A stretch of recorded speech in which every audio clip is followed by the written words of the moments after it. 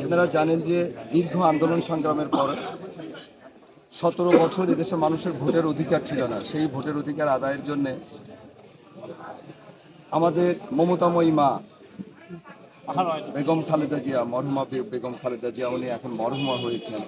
আমাদের আজকে এই আনন্দের পাশাপাশি আমাদের আরেকটা জিনিস সবচেয়ে কষ্টের ব্যাপার, আপনারা জানেন যে আমাদের প্রিয় নেত্রী এদেশের মানুষের ভোটের অধিকার আদায়ের জন্য যে সংগ্রাম করেছেন, গণতন্ত্র পুনরুদ্ধারের যে সংগ্রাম করেছেন, সেই দীর্ঘ আন্দোলন সংগ্রামে আমাদের 18 কোটি মানুষের প্রাণের স্পন্দন পার্টির ভারপ্রাপ্ত চেয়ারম্যান জনাব তারেক রহমান সাহেব সহ আমাদের বিএনপি সিনিয়র নেতৃবৃন্দ, ফ্যাসিস্ট বিরোধী যত শক্তি ছিল সেই শক্তির সমন্বয় আমরা জানি 24শে জুলাই ছাত্র জনতার রক্তস্নাত গণ অভ্যুত্থানের পর ফ্যাসিস্ট মুক্ত বাংলাদেশে যখন একটা অবাধ সুষ্ঠু নিরপেক্ষ নির্বাচনের ইতিমধ্যে তফসিল ঘোষণা হয়েছে, সেই অনুযায়ী ত্রয়োদশ সংসদ নির্বাচন 12 ফেব্রুয়ারি অনুষ্ঠিত হবে।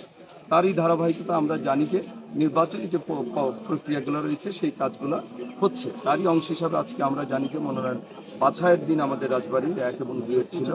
সেই জায়গা থেকে আমাদের মনোনয়ন বৈধ হলো। এটার জন্য দলের পক্ষ থেকে, আমাদের সবার পক্ষ থেকে আমরা আল্লাহ রাব্বুল আলামিনের কাছে কোটি কোটি শুকরিয়া এবং আমরা সবাইকে আন্তরিক শুভেচ্ছা, অভিনন্দন এবং মোবারকবাদ জানাচ্ছি।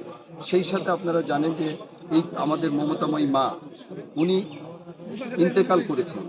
আমরা আমাদের দলের পক্ষ থেকে আমাদের 7 দিন ব্যাপী যে কর্মসূচি আগামী 5 তারিখে শেষ হবে। দেখতেই পাচ্ছেন যে আমাদের সবাই কিন্তু কালো ব্যাজ এখনও আমরা ধারণ করছি।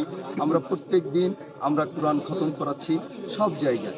আমরা প্রতিটা নামাজের পরে আমাদের প্রিয় মমতাময়ী মায়ের জন্য আমরা তার আত্মার মাগফিরাত কামনা করে দোয়া করছি এবং সেই সাথে আমরা এটাও করছি যে আমাদের প্রিয় নেতা যেন তার মায়ের অসমাপ্ত কাজ যেন সামনে সুচারুরূপে করতে পারে, তার জন্য আমরা দোয়া করছি।